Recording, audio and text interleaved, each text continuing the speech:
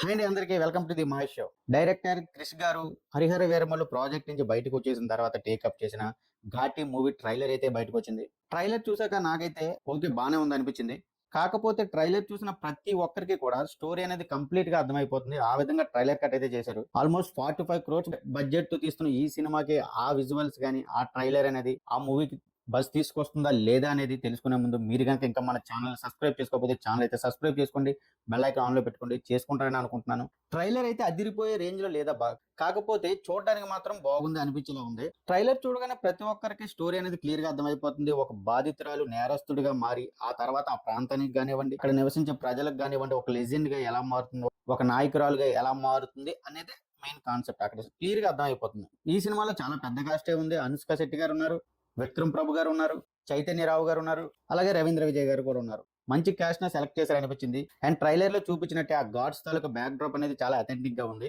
అనుష్క గారిని మొదట్లో చాలా సాఫ్ట్ లుక్ లో చూపించారు. బట్ అలా స్టోరీ మూవ్ అయ్యే కొద్ది గజిబిజి జుట్టు, చేతిలో కత్తి, కళ్ళల్లో ఫైర్, ఇవన్నీ చూస్తుంటే చాలా రోజుల తర్వాత అనుష్క గారిని చూడడం వల్ల ఏమో గానీ చాలా బాగా అనిపించింది అబ్బా. ట్రైలర్ లో ఇచ్చిన బ్యాక్గ్రౌండ్ స్కోర్ కూడా బాగానే ఉంది.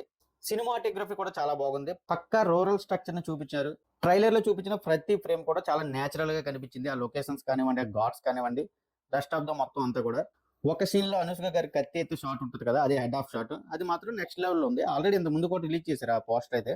అది బాగా వర్కౌట్ అయ్యే అవకాశం ఉంది. కాకపోతే అనుష్క గారు అంత సాఫ్ట్ కార్నర్ నుంచి అంత వైలెంట్ గా ఎందుకు మారారు, దానికి కారణాలు ఏంటి అనేది సినిమాలో చూడాలి. బహుశా మేబీ హీరో చనిపోవచ్చు. ఒక డైలాగ్ ఒకటి ఉంటదబ్బా, కొందరికి నష్టం చేసే పని మనం ఎందుకు చెయ్యాలి అని డైలాగ్. అంటే అక్కడ ఏం జరిగింది అనేది మనకు తెలియదు, కానీ నలుగురికి నష్టం కలిగించే పని మనం చెయ్యకూడదని, ఎందువల్ల అలా మారారా అనేది మాత్రం డెఫినెట్ గా సినిమాలోనే చూడాలి. కాకపోతే స్టోరీ అయితే మాత్రం ప్రెడిక్టబుల్ గానే ఉంది. ఇకపోతే డైరెక్టర్ క్రిష్ గారి స్టైల్ కనిపించిందా అంటే నాకైతే ఏదో మిస్ అయిన ఫీలింగ్ వచ్చింది. ఎందుకంటే బహుశా స్టోరీ మొత్తం తంద కాదు, ఏదో మిస్ అయిన ఫీలింగ్ అయితే కలిగింది. ఇకపోతే సోషల్ మీడియాలో ఒక డిస్కషన్ అయితే జరుగుతుంది అనుష్క గారి లుక్ గురించి. ఫిల్టర్ ఎఫెక్ట్స్ వల్ల అనుష్క గారి ముఖం డిఫరెంట్ గా కనిపిస్తుందని. కానీ నాకైతే ఆ లుక్ సినిమాలో ఇంపాక్ట్ కోసం యూజ్ చేశారని అనిపిస్తుంది.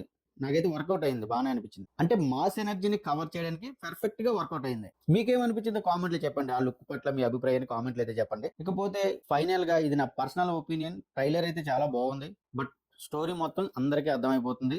సినిమాలో డెఫినెట్ గా ఇంకా కంటెంట్ ఉండాలి. మీరు ఎన్ని కోట్లు ఖర్చు పెట్టి సినిమా తీసినా సరే స్టోరీ ప్రెడిక్టబుల్ గా ఉన్నప్పుడు సినిమాలో కంటెంట్ ఇంకా ఉండాలి. అలా అయితేనే జనాలు థియేటర్స్ కి వస్తారు.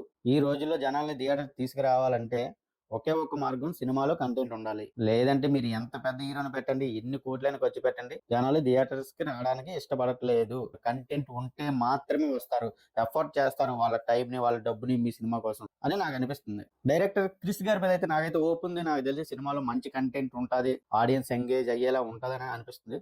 చూద్దాం. September 5th రిలీజ్ అవుతుంది. మీరు ఎంతమంది మూవీ కోసం వెయిట్ చేస్తున్నారో వీడియోకి లైక్ చేయండి. మీరు కనుక ఇంకా మన ఛానల్ సబ్స్క్రైబ్ చేసుకోకుండా చూస్తుంటే ఛానల్ సబ్స్క్రైబ్ చేసుకోండి మామ. చేసుకుంటారా అనుకుంటున్నాను. Thank you guys, thanks for watching. This is Mahesh signing off.